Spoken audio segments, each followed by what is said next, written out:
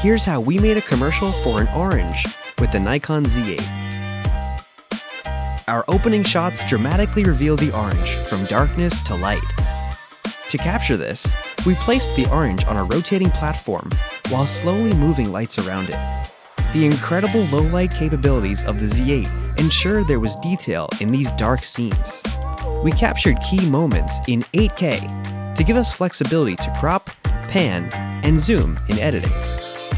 To record in 8K, navigate to the video recording menu, choose frame size, frame rate, and pick the 8K 30 frames per second option. For all of our shots in motion, we filmed in 4K slow-mo at 120 frames per second. To shoot in 4K 120, choose the corresponding option in the frame size, frame rate menu. The Z8's compact body was perfect for rigging creative angles and shooting handheld elements. It paired well with the NIKKOR Z 105mm f2.8 lens for incredibly detailed and sharp macro shots throughout filming. Ready to make your own epic commercial? Share your own creations with #NikonCreators.